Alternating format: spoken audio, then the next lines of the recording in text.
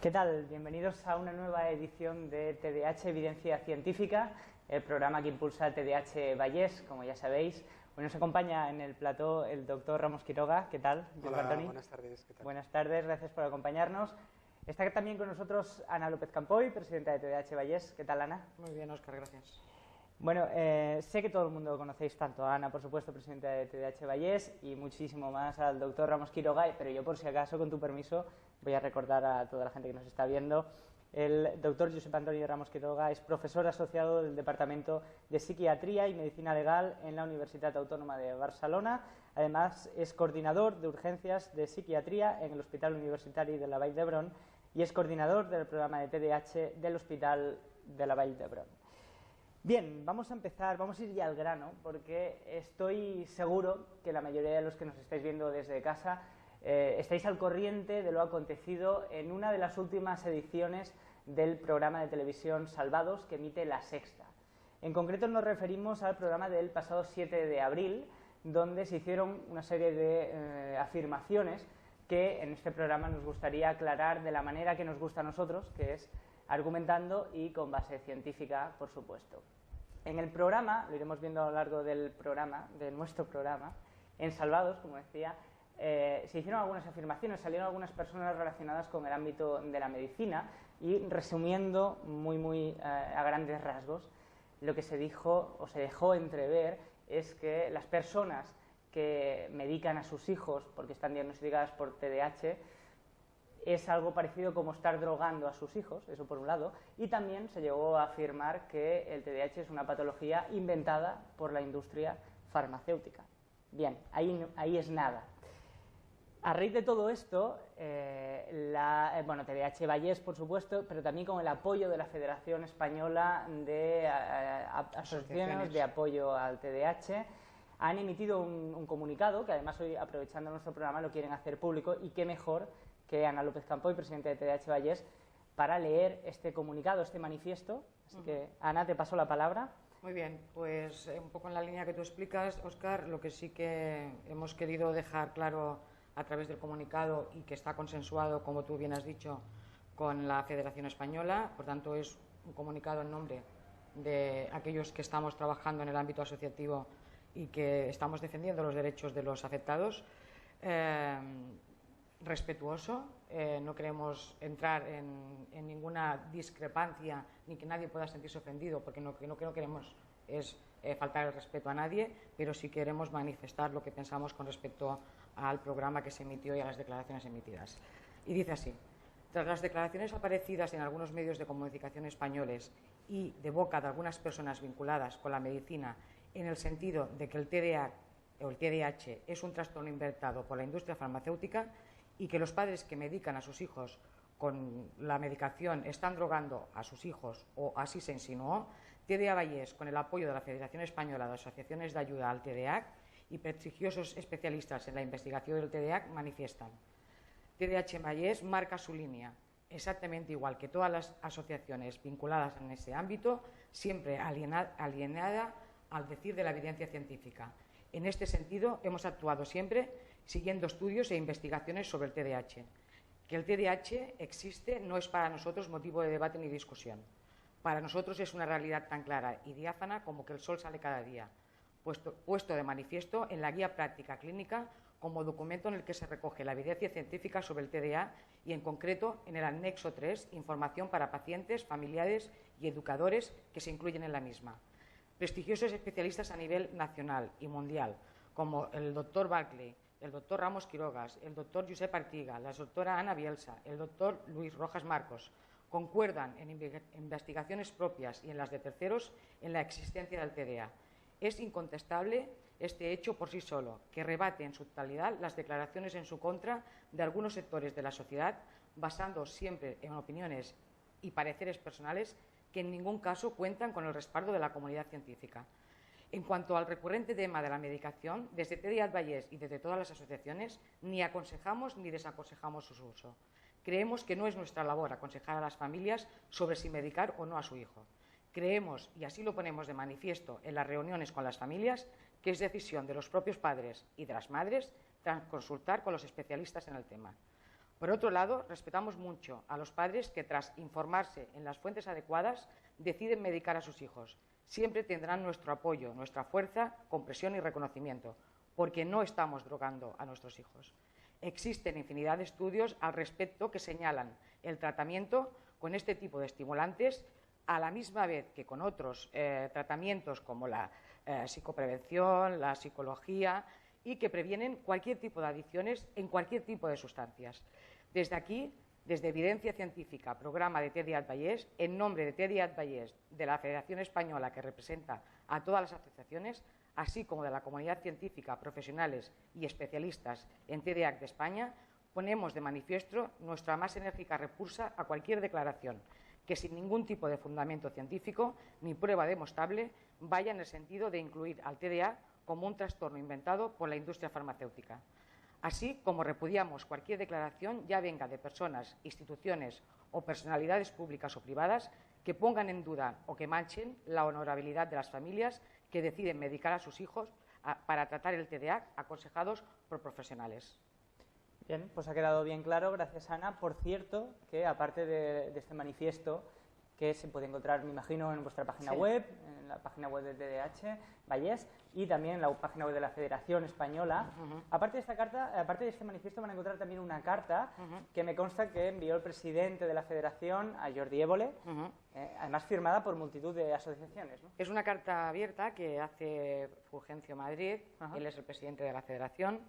Inmediatamente que se emite el programa, pues esto fue, concretamente la carta está fechada el día 8 de abril, en la cual él, como presidente y representante, hace una serie de declaraciones en el mismo sentido que nosotros hemos hecho en el manifiesto. Es una carta muy larga, no la vamos a leer porque nos comeríamos mucho tiempo de la entrevista, pero sí que él, de una manera absolutamente respetuosa en la línea de trabajo que siempre se ha mantenido desde la Federación Española cuando han surgido estas discrepancias, porque tengo que añadir que estamos cansados, aquellos que llevamos más de 15 años trabajando en este ámbito y que hemos visto la evolución de los pacientes, porque no estamos hablando de que seamos asociaciones que nos hemos constituido hace un año. Conocemos el ciclo vital de estas personas afectadas, los conocemos desde los 6 años hasta los 21, hasta los 25. Hemos visto el antes y el después. La mayoría de padres, muchos de nosotros, hemos sido diagnosticados a través de nuestros hijos. Por tanto, sabemos que esos trastornos, que este trastorno, que los síntomas, no son inventados, porque los hemos padecido en la propia carne. Por tanto, nosotros en esa línea, Fulgencio, presidente de la Federación, en esa línea hizo esta carta abierta al señor Jordi Évole, a la cual no hemos tenido contestación. Sí que es cierto que hubieron muchas llamadas a la redacción del programa. La redacción del programa también muy respetuosamente lo que contestó fue que las declaraciones de las personas que habían entrevistado eran declaraciones de esas personas y que por tanto el programa se había limitado a recogerlas y que se estaban planteando en un momento determinado, pero que no sería en todo caso en esta temporada, contrastar esta información con las asociaciones y con los afectados, pero que sería para la temporada siguiente.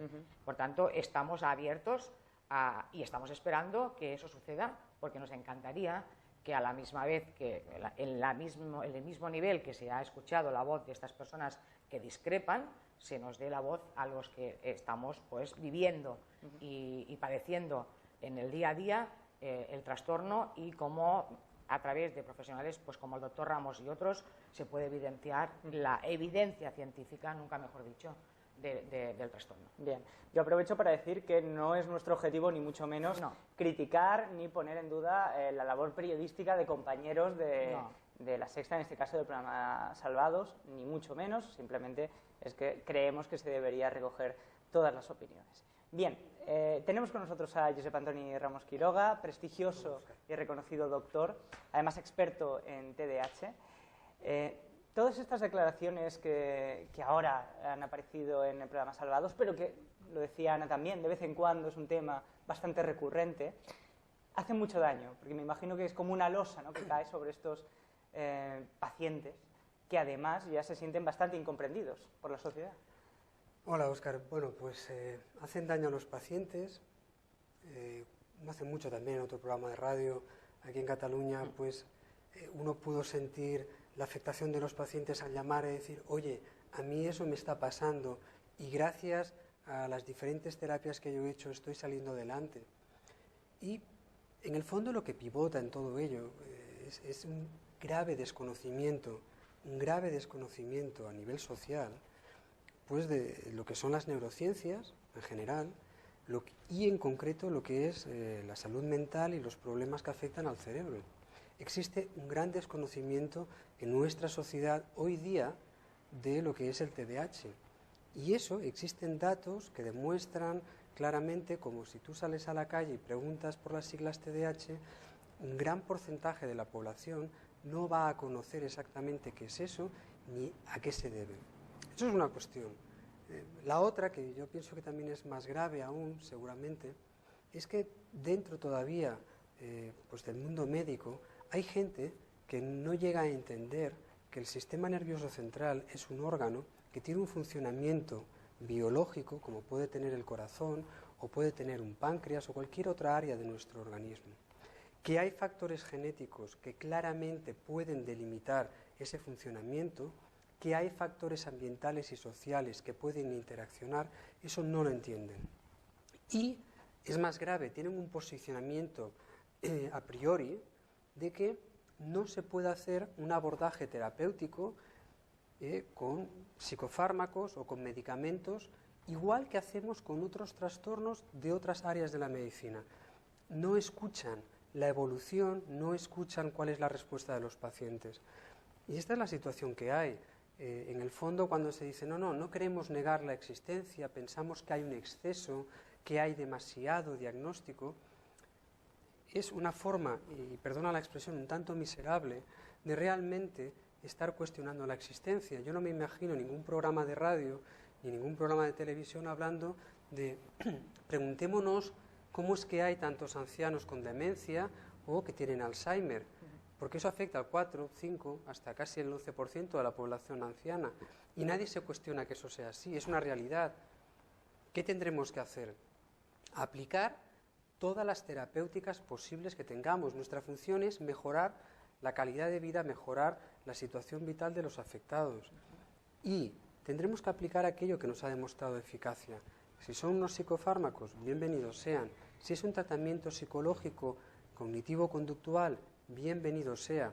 Si nosotros llegamos con nuestras investigaciones a demostrar que determinados programas informáticos que ayudan a mejorar la memoria de trabajo son útiles, los utilizaremos. Y si nosotros llegamos a demostrar que determinadas restricciones en la dieta pueden ayudar, lo haremos. Y si incluso podemos ayudar viendo de que determinadas pautas o determinadas formas de dar clases en las escuelas pueden ayudar a los niños con TDAH, intentaremos que eso se cambie en las escuelas.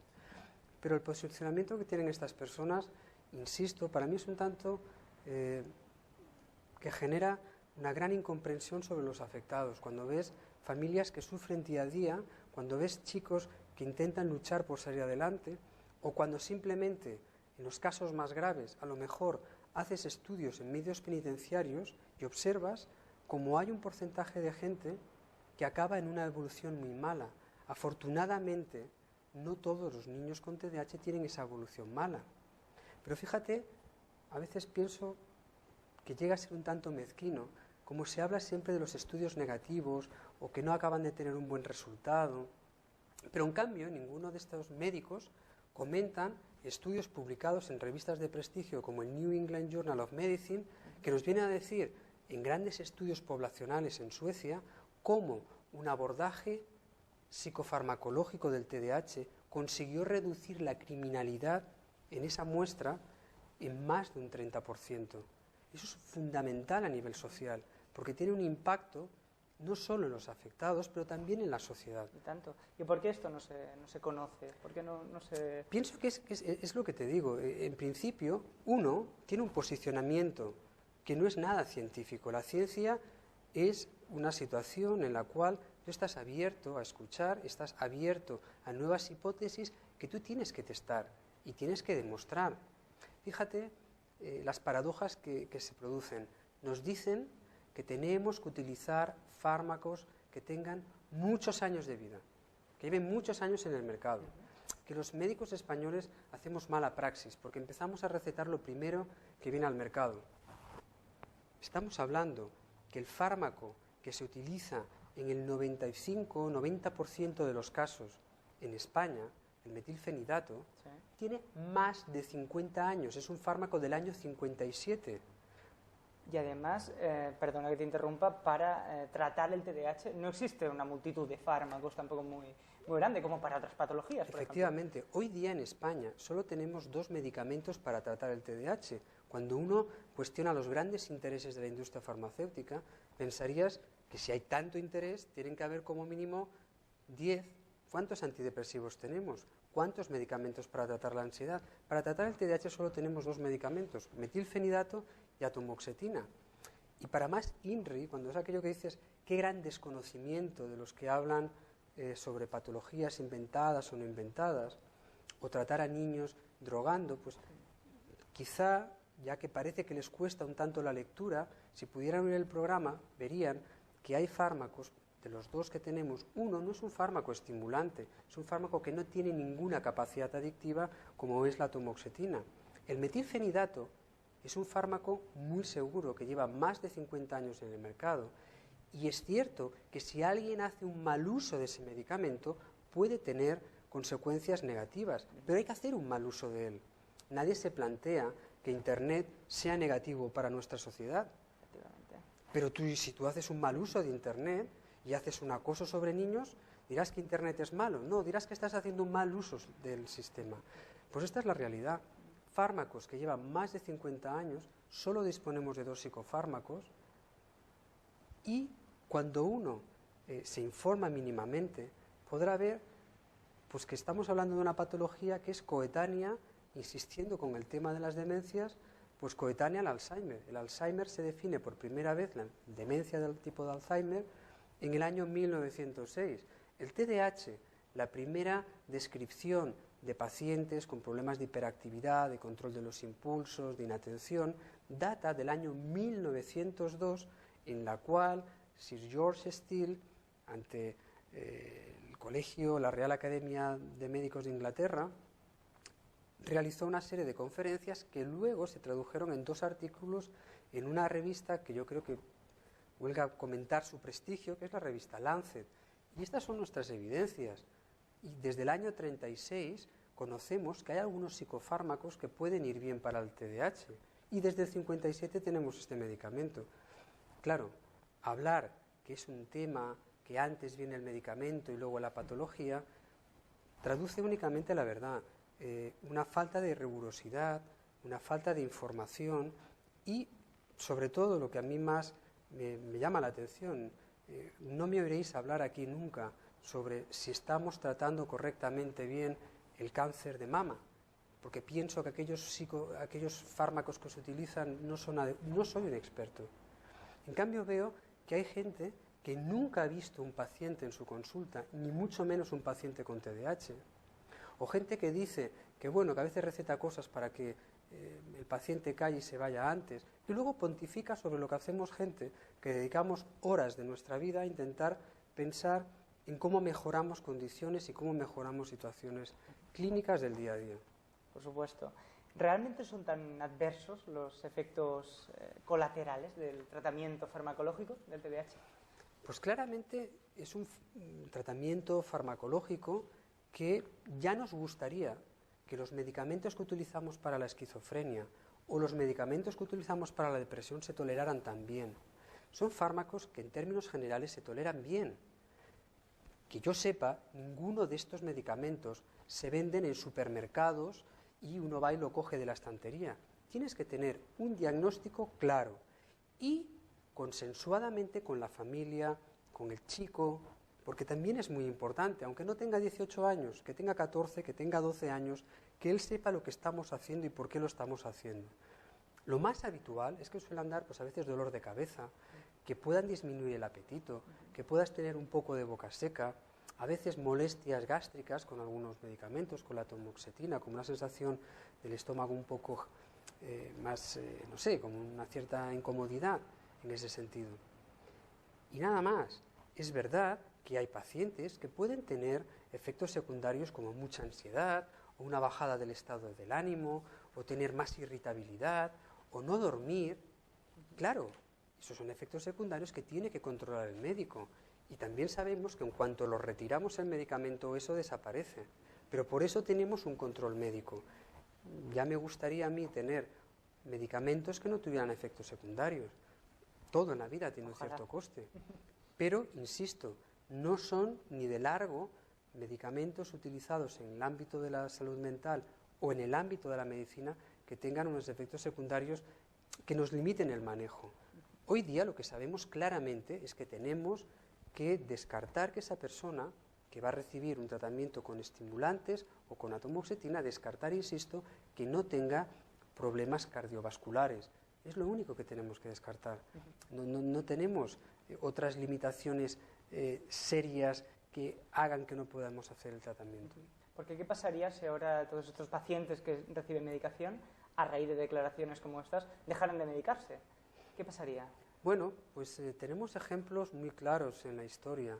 Hace unos años, a raíz de resultados de algunos estudios, se observó que los antidepresivos podían incrementar la ideación o las ideas de suicidio. Y eso creó una controversia. Rápidamente se puso un warning, se puso una alerta de que no se recetaran antidepresivos a adolescentes. La consecuencia, años más tarde, fue que se incrementó los intentos de suicidio y las muertes por suicidio después de esta retirada. Esto realmente pues fue dramático. ¿Qué sucedía? Que los estudios previos no habían sido correctamente diseñados para evaluar la ideación suicida. La depresión, por sí, tiene como síntoma asociado la ideación suicida. Bien, ¿qué pasaría? Pues pasaría que en muchos pacientes la evolución sería muy mala y pasaría que habría consecuencias muy negativas en muchos de estos pacientes.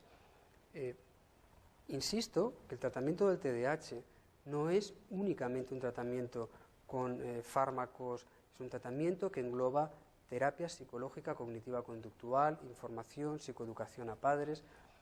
Existen esas otras terapias en mujeres embarazadas que no podemos dar, a lo mejor psicofármacos, esperamos y hacemos tratamientos psicológicos que pueden minimizar los síntomas esos del TDAH.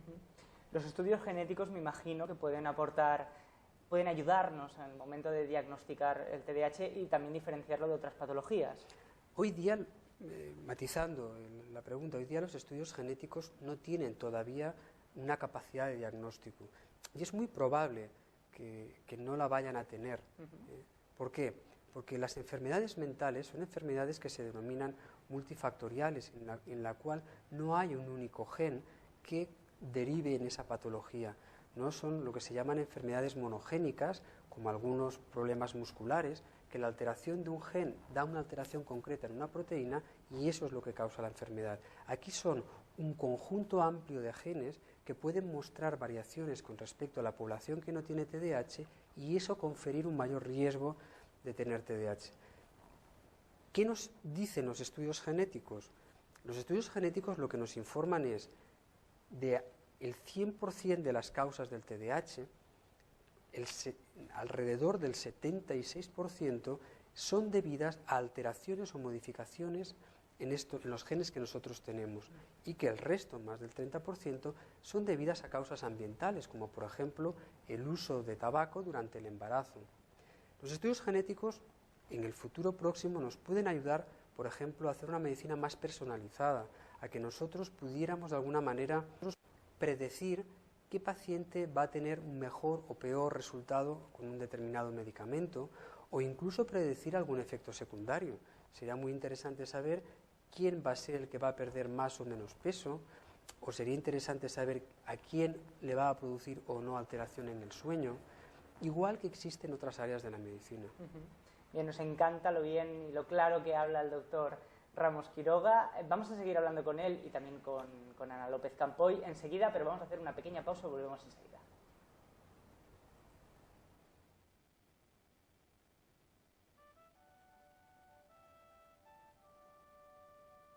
Diuen que jo ho trencava tot, diuen que no en tenia res, diuen que era esgotador, diuen que sempre estava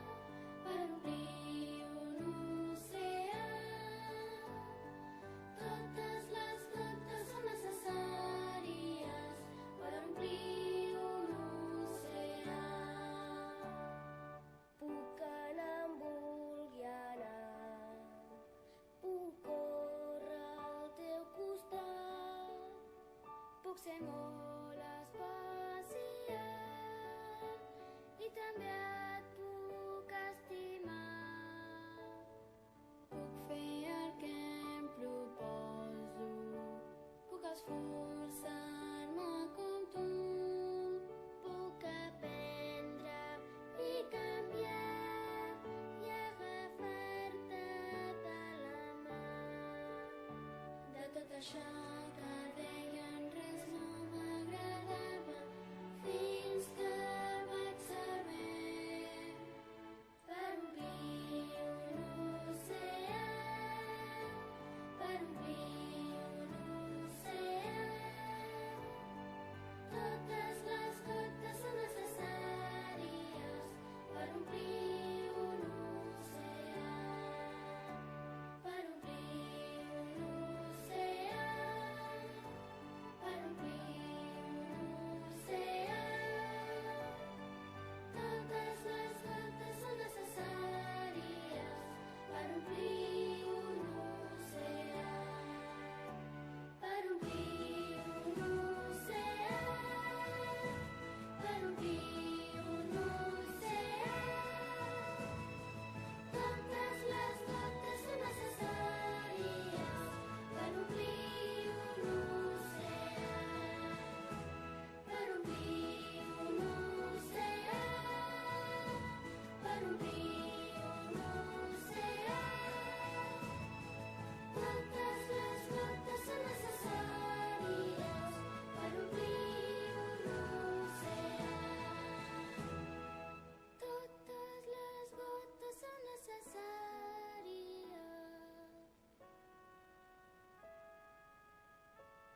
per omplir un oceà.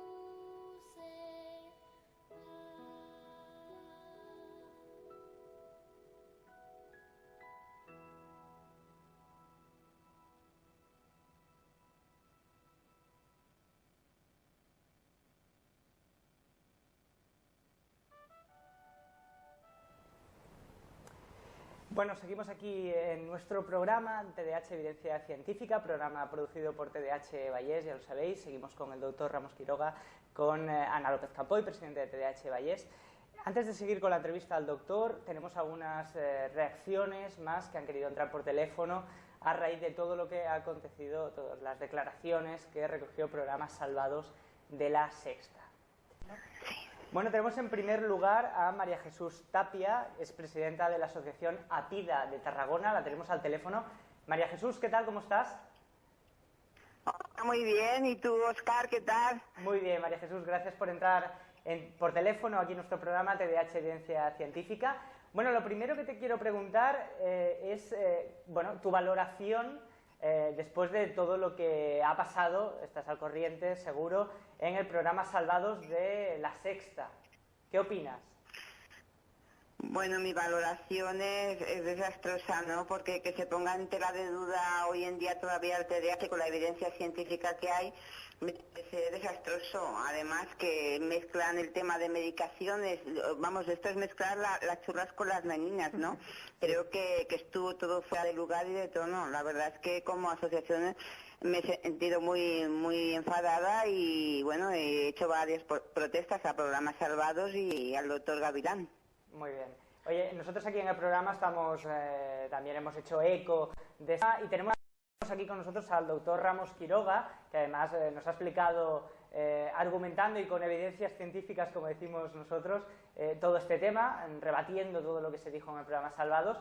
Yo no sé si quieres aprovechar que le tengo aquí conmigo para plantearle alguna pregunta al doctor. Bueno, pues buenas tardes, Tony. Ya me Hola, conoces, soy Jesús. Chus de Tarragona. Bueno, pues yo lo que te quería preguntar si es admisible que la salud mental esté en manos de los médicos de atención primaria, ¿no? ¿Qué opinas tú de esto? Un momentito, doctor. Gracias, María Jesús. Te despedimos y te Vale, contesta ahora enseguida en el programa el doctor Ramos Quiroga, ¿de acuerdo? Muchas gracias a Tony por estar ahí, porque los TDA están en buenas manos y gracias a profesionales como él tenemos hoy en día los estudios y tenemos de gran avance sobre el TDAH. Muchas gracias. Claro que sí, gracias a ti. Doctor. Pues nada, primero agradecer las palabras de María Jesús. A ver, la salud mental vista como en la rama, digamos, de adultos, sí que es cierto que a nivel de la atención primaria tienen un papel muy importante. Hoy día los médicos de atención primaria tienen un buen conocimiento de cómo tratar la depresión, de cómo tratar la ansiedad, pero hay determinadas patologías, imaginemos una esquizofrenia o un trastorno bipolar, que van a requerir un manejo especializado por un psiquiatra, ¿no? El TDAH, en este sentido, pivotaría inicialmente sobre la pediatría. El papel que hoy día va a tener la pediatría, pues depende un poco del contexto y la realidad de cada país. Hay países en los cuales tiene un papel más relevante con respecto al TDAH y en otros tiene un papel menor. Fíjate que incluso no es tanto una división de quién debe tratar el TDAH o no. La guía de práctica clínica, que es un documento realizado por el Ministerio y con el Ministerio de Sanidad y con la Agencia Catalana de Tecnología, y es un documento oficial en el cual se revisó de una manera muy concienzuda la evidencia científica que había respecto a tratamiento, diagnóstico en niños y adolescentes. Pues dejó claro que quien debe diagnosticar y tratar el TDAH debe ser alguien experto en TDAH, alguien que conozca bien la patología. Y, por ejemplo, aquí en Cataluña tenemos ejemplos de muy buenas pediatras que conocen muy bien el TDAH y que están absolutamente capacitadas para tratarlo e incluso diagnosticarlo. Eso, probablemente, si hiciéramos una cosa general, no es la realidad que sucede en el resto de España. Pues que básicamente porque hay una escasa formación en psiquiatría infanto-juvenil, seguramente, dentro del ámbito a lo mejor de la pediatría todavía, y hay una escasa formación en concreto sobre el TDAH, tanto en médicos de adultos como en médicos pediatras en el ámbito de la atención primaria. No es muy conocido el trastorno en ese entorno, pero fíjate que en cambio tienen un papel importantísimo en la detección. ¿Por qué? Pues porque en España, afortunadamente, y gracias al sistema público de salud que tenemos y universal, y digo tenemos porque no sé si lo tendremos en el futuro, tal y como van las cosas, pero lo tenemos hoy día, todo niño tiene revisiones anuales y fácilmente, y así lo ponen de manifiesto pues asociaciones de pediatría, con una serie de preguntas, tú puedes observar que la evolución de aquel niño no es buena, que hay algo que está fallando académicamente, conductualmente, pero eso mismo sucede incluso con el autismo. Hacer una pequeña exploración y ver si hay autismo y derivarlo entonces a un profesional de la psiquiatría infanto-juvenil, pues podría ser tremendamente útil. Y yo creo que hay que implicarlos sobre todo en la detección y el conocimiento. Ellos tienen que tener un conocimiento. El 5 o 6% de su población que van a ver, ellos van a ver a todos los niños, tienen esta patología. Y es importante porque parece, y les gusta banalizar a algunas personas con que todos los niños son movidos. Evidentemente que todos los niños son movidos. Eso es una característica de la infancia. No estamos hablando de eso. El TDAH no es eso. El TDAH es un exceso en la capacidad de autocontrol. Ellos tienen una limitación muy marcada en la impulsividad, muy marcada en su hiperactividad motriz y en el déficit de atención. Pero es que el TDAH se asocia claramente, por ejemplo, a problemas de obesidad. Sabemos hoy día que el TDAH tienen alterados con mucha frecuencia, por ejemplo, el sueño. Eso se relaciona también con alteraciones en la dieta y en la obesidad. Sabemos, por ejemplo, que niños que tienen epilepsia tienen más frecuencia de TDAH. Eso es importante porque el médico de atención primaria, el médico de pediatría, puede hacer realmente un despistaje y derivarlo a una unidad especializada. Bien, pues ahí está la respuesta para nuestra amiga de Tarragona. Yo aprovecho para deciros que, aparte de llamadas telefónicas, que vamos a tener alguna más esta tarde, podéis estar opinando también en las redes sociales, comentando todo nuestro programa. En Twitter, por ejemplo, podéis utilizar bueno, no tenemos un hashtag todavía, lo tendremos para los próximos programas, pero de momento nos pueden citar en nuestra cuenta, que ya sabéis que es @tdhvalles. Esa es nuestra cuenta, nos podéis citar en vuestros tweets, podéis opinar y podéis dar dimensión a todo lo que aquí estamos hablando en este programa, también en las redes sociales. Pues antes de seguir, vamos Vamos a dar paso a esta siguiente llamada. Tenemos al teléfono a Ana Usó. Ella es madre de un chico de 17 años afectado por TDAH. Ana, buena tarde, buenas tardes. Hola, buenas tardes. ¿Qué tal, Ana? ¿Cómo estás? Bien, bien. La verdad es que, bueno, muy emocionada de poder hacerle una pregunta al doctor Ramos, una persona a quien tengo gran admiración. Y, bueno, aquí estamos. Perfecto, pues ahora te doy enseguida paso para que puedas plantear la pregunta al doctor, pero antes de nada me gustaría preguntarte tu reacción, tu opinión, qué valoración puedes hacernos del programa Salvados del pasado 7 de abril. Ya sabes que allí se hicieron algunas afirmaciones que no nos han gustado mucho. ¿Qué opinas de todo esto? Pues no, sinceramente no. Particularmente como madre de un chico de 17 años me siento totalmente ofendida, insultada, y la verdad me sabe muy mal, pues precisamente por entidades como son TDAH y el resto de asociaciones, que detrás de muchos años de lucha salga un personaje así para deshacer toda su labor. La verdad es que sí, da pena, pero mira, por lo menos tenemos a gente de reconocido prestigio como el doctor Ramos Quiroga, que durante toda esta tarde en nuestro programa nos está argumentando todo lo contrario. Por cierto, te dejo ya al doctor para que le hagas alguna pregunta, Ana. Bien. Adelante. Hola Ana, ¿qué tal? Buenas tardes. Hola, buenas tardes. Mire, doctor, a mí me gustaría saber qué tipo de formación se está impartiendo a los profesionales médicos sobre el trastorno desde la administración. Muy bien. Ana, pues enseguida te contesta el doctor, te contesta por nuestro programa, ¿de acuerdo? Muchas gracias por tu llamada. Bien, muchísimas gracias por todo. Gracias Adiós. a ti. Hasta luego. Pues Ana hace una pregunta y toca un tema que es importantísimo, y es una de las cosas que pueden explicar claramente por qué hay un tan amplio desconocimiento dentro de la medicina general respecto al TDAH. Sucede que la cantidad de minutos que recibe de formación un estudiante de medicina sobre el TDAH actualmente ha mejorado. Y hoy día en las facultades de medicina es una de las áreas que se imparte. Hablamos sobre el TDAH, sobre el autismo y otras patologías. Si esto nos trasladamos a hace exactamente 30 años, veríamos que ocupaba muy poco espacio, no ocupaba ningún espacio dentro de la formación de médicos en nuestro país. Y eso es algo que genera un amplio desconocimiento.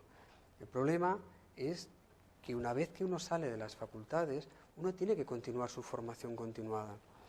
Y esto es un grave problema, de que hoy día el Sistema Nacional de Salud y las instituciones públicas no facilitan que el médico pueda continuar su formación, no generan cursos avalados por estas instituciones de tal manera que el médico pueda asistir. Y, por contra, el médico se forma pues en los congresos nacionales de la especialidad, de psiquiatría o congresos internacionales. Y eso tiene un alto coste para el médico. Un congreso de estos puede costar una inscripción alrededor de 600, 700 euros por 3-4 días de congreso. Y eso es muy costoso para el médico, aparte de todos los traslados. Vamos a hablar de... Perdona, antes, Ana, ¿tienes alguna pregunta? Sí, a través Levantabas la mano. de Twitter, Sí. de nuestro hashtag TDAH, también nos ha llegado una pregunta para el doctor Ramos. Concretamente es cómo se controla que los afectados que llevan muchos años medicados no les esté pasando factura el medicamento.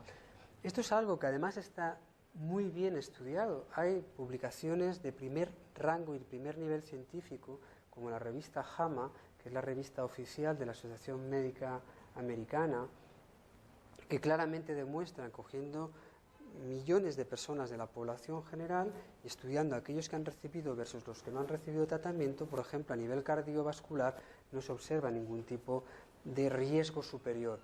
Fíjense que si esto fuese así, con más de 20 millones de personas en todo el mundo que han recibido tratamiento, tendríamos ¿no?, una explosión de unos efectos gravísimos, de unas situaciones, y esto no sucede. Y hoy día tenemos estudios a 33 años de seguimiento de personas que han estado con tratamiento y no se observa unas alteraciones a nivel, por ejemplo, cardiovascular o en otra esfera.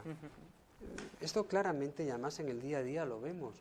Pacientes que vienen con 10 años, 15 años de tratamiento. ¿Por qué llevan tanto tiempo? Pues porque simplemente lo requieren por la gravedad de sus síntomas y la situación clínica que tienen.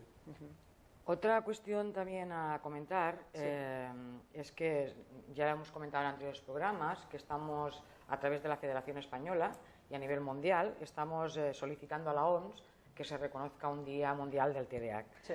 A día de hoy, y a falta de 2 meses para un congreso mundial que se va a celebrar en Milán y en el cual se va a hacer entrega oficial de esta solicitud por parte de la Federación Española, tenemos que decir que no estaremos tan equivocados a nivel mundial, estamos hablando, cuando tenemos más de 90 federaciones de todo el mundo, más de 2 que representan a yo no sabría decirte el número de personas que están representadas, pero tenemos de Australia, de Argentina, de Bolivia, de Brasil, de Canadá, Estados Unidos, tenemos de Costa Rica, de Croacia, tenemos de Grecia, de Holanda, de Hungría, de Chile, Perú, Indonesia, Jamaica, Malta, México. No podemos estar tan equivocados, no podemos estar tan engañados los padres, aquellos que estamos defendiendo los derechos de nuestros hijos, aquellos que estamos afectados, cuando hay tantísimo movimiento a nivel mundial que está apoyando esta petición, ¿no? Por supuesto. Y sobre todo aquellos profesionales, yo no tengo la relación de profesionales que se han adherido a título personal, pero son muchísimos a nivel mundial, ¿no? Por cierto, un saludo también a la gente que nos ve, porque lo sabemos, a través de nuestro canal de YouTube, desde la América Latina. También, por supuesto, un saludo a todos ellos. Hablando de esta incidencia a nivel mundial, sabemos que se empieza a diagnosticar el TDAH en la edad infantil, en la adolescencia también en algunos casos, pero ¿qué incidencia puede tener a nivel mundial ahora mismo este trastorno? Pues ¿Tenemos algún dato? Eso es algo que está bien estudiado. En el año 2007 se publicó un metaanálisis que es un análisis de más de 100 estudios que se habían hecho a nivel mundial, Sudamérica, América del Norte, Asia, Europa, etcétera, evaluando cuál es la frecuencia del TDAH en niños y adolescentes de la población general. Y el resultado fue claro, el 5,27% tenían un TDAH. Las variaciones que pueden haber de un estudio a otro pues tienen que ver más con la metodología que se ha utilizado, pero la media encontrada a nivel en todo el mundo era en torno al 5,5%, 5,20 y algo por ciento. Con lo cual, eso concuerda con los datos que se van teniendo a nivel nacional, Claro. de que entre el 5 y el 6% de los niños de la población general tienen TDAH. No sé si hay alguna otra pregunta por Twitter, porque estamos llegando ya al final del programa, Ana. Si no, las podemos dejar No tenemos nada. para Yo ir creo que contestando en próximos programas. Bien, lo decíamos al principio del programa, el doctor Ramos Quiroga es coordinador del programa de TDAH del Hospital Universitario de la Vall d'Hebron. A mí me gustaría que aprovecháramos este programa para que nos explicaras, los profesionales que formáis parte de este programa, qué es lo que hacéis. Pues nuestra misión y nuestra función principal es mejorar la calidad de vida de aquellas situaciones clínicas que nos presentan los pacientes con TDAH. Es un programa que se originó en el año 2002. En aquel momento fue pionero en el sentido que incorporaba también una rama, una parte del programa que atendía a adultos con TDAH. En el programa atendemos a niños, adolescentes y adultos con TDAH, como decía, y aparte de la atención clínica, el intentar mejorar la situación que nos presentan los pacientes, intentamos conocer más sobre el TDAH, fruto de las investigaciones, y me gustaría aquí, pues también, ya que es un programa que sé que tiene una buena repercusión en torno a los pacientes con TDAH, pues agradecer toda la colaboración. No podemos hacer estudios si no tenemos colaboración de nuestros pacientes, y gracias a su colaboración altruista, pues hemos encontrado, en algunos casos por primera vez a nivel internacional, determinados sistemas de neurotransmisión o determinados genes que se han asociado por primera vez al TDAH, como todo el ámbito del complejo SNER, que es un complejo de proteínas complejo, como valga la redundancia, o otras proteínas que puedan estar implicadas con el TDAH, como la trofilina 3, que es otro tipo de proteína de reciente conocimiento en el TDAH. También hemos hecho estudios de neuroimagen que nos han puesto de manifiesto cómo los pacientes con TDAH tienen, incluso en determinadas áreas del cerebro, una disminución en el grosor del córtex de nuestro cerebro, de la capa cortical del cerebro, y están en áreas clásicamente típicas en el mantenimiento de la atención o en el control de los impulsos. Por otra parte, hacemos estudios también farmacológicos para intentar conocer si hay nuevos fármacos que nos pueden ser útiles.